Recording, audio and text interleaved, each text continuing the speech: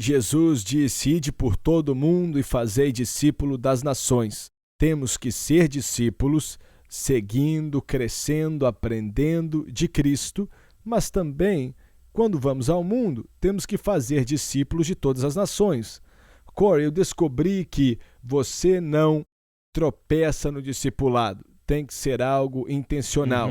Tem que ser Certo. algo que de propósito você decide fazer. Então você chega em uma posição de crescimento em sua vida que primeiro você fala: estou aprendendo de Deus, crescendo em Cristo, é maravilhoso, mas aí Deus te leva a lugares que agora você precisa discipular a outros. Em uma de nossas sessões anteriores, você usou uma palavra que eu quero falar mais a respeito dela e explorar mais essa palavra. Discipulado, fazer discípulos, é a palavra prestação Muito de bem. contas. Como é que isso se encaixa na vida do cristão? Primeiramente, nós também falamos sobre não ser religioso, não é uma questão de tentar seguir Certo. essas regras, não fazer essas coisas, Certo. mas tem coisas que fazemos e coisas que não fazemos. E como é que funciona a prestação de contas, a graça de Deus, onde é que fica? E como é que tudo isso funciona? Vamos explicar um pouco isso, fazer discípulos, hein? Está bem. Olha, prestar contas, eu acho que a maneira fácil de olhar para isto é um dia, todos nós respiraremos o nosso último fôlego de vida. E naquele dia vamos ter que prestar contas da nossa vida. Então, na nossa jornada aqui na Terra, enquanto nós fazemos discípulos, nós derramamos nossas vidas para as outras pessoas, estamos ensinando às outras pessoas os valores de você prestar contas diariamente. Muito bom, muito bom. Olha, eu estava na Escócia ministrando e tinha um artigo que saiu, isso faz muito tempo atrás, e o nível de crime tinha subido muito naquela época na Escócia. E tinha um jornalista que tinha crescido no norte da Escócia, que é uma área tem uma história cristã muito, muito rica. E ele falou que porque a igreja e os cristãos tinham parado de ensinar a respeito da prestação de contas eterna, era a razão da taxa de crime subir. E ele concluiu que o declínio no ensino de Certo. prestação de contas com o crime na Certo. comunidade.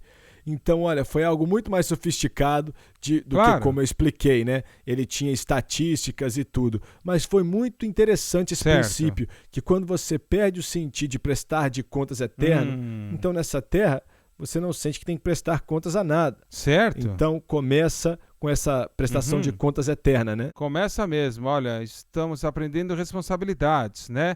Você é responsável pelas suas ações, somos responsáveis pelas decisões que tomamos. Sabemos que não podemos ser perfeitos, mas somos responsáveis em considerar, sabe, quais são as consequências de nossas ações se tomarmos decisões que fazemos sem pensar hoje. Exato. E Paulo falou sobre esse problema, né? Da igreja, a carta que ele escreveu para a igreja da Galácia, porque eles não entendiam esse relacionamento entre a graça e as obras.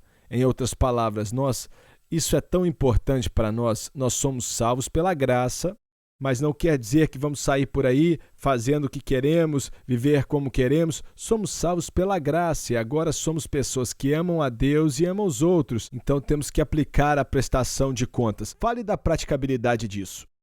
Então, você tem algumas pessoas que estão te seguindo, você está mentoreando, discipulando, ajudando eles a crescer em Cristo. Como você mantém eles prestando contas?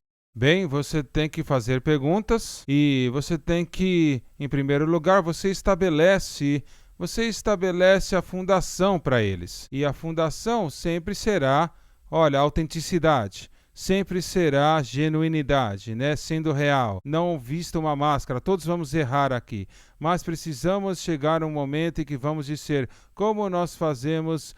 Estamos em algumas áreas e precisamos daqueles momentos de honestidade. Olha, fizemos errado ou não, seguindo adiante ou não, precisamos de honestidade, porque aprendemos através da honestidade, porque isto está conectado com a humildade. Eu estava para falar disso, né? Essa era a minha próxima declaração. Humildade, então, traz honestidade. Certo. Honestidade traz transparência. Transparência faz com que você possa prestar contas. Então você pode ter alguém que você conversa.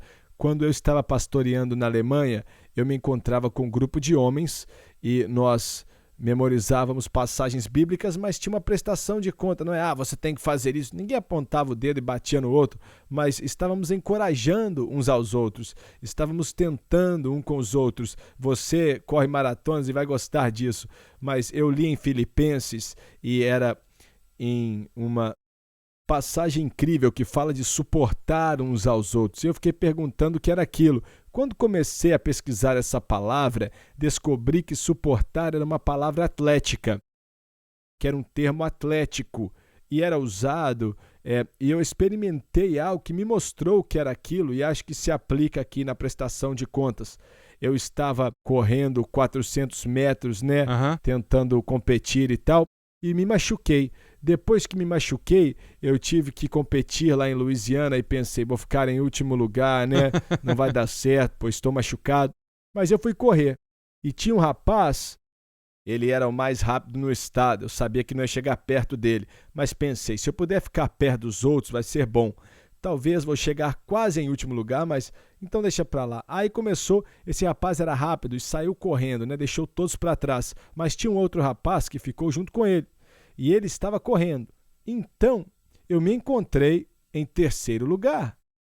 E aí, eu nem acreditei. E estava bem longe e falei, deixa esses dois para lá, vou correr com os outros aqui, ver como é que vai ser.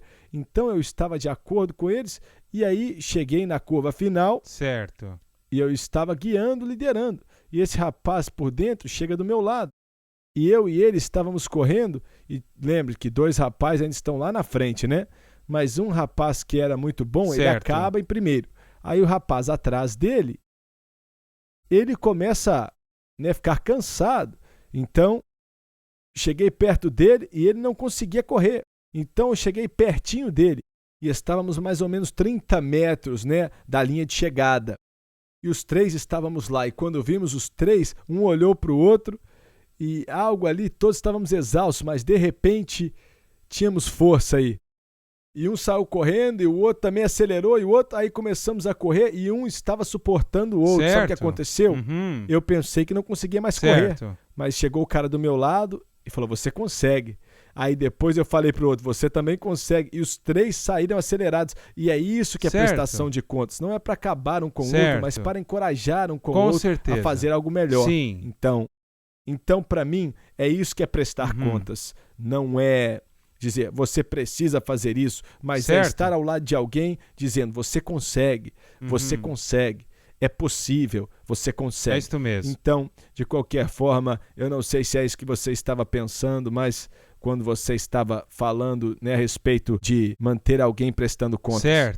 Certo. É você recolher aquela força, você está recebendo uma energia da jornada deles, de coisas que eles estão seguindo adiante, você está tentando juntos, estão fazendo juntos.